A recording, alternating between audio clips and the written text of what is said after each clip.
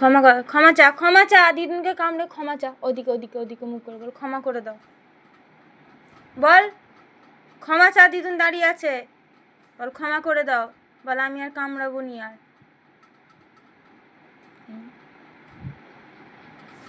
ঠিক কামড়াবি কেন? এই এই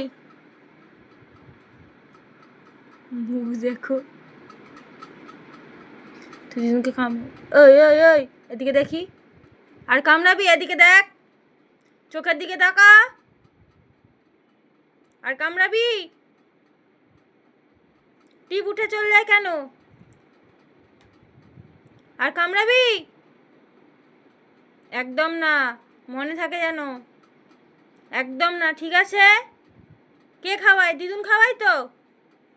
হ্যাঁ তো দিদুন খাওয়াই তো।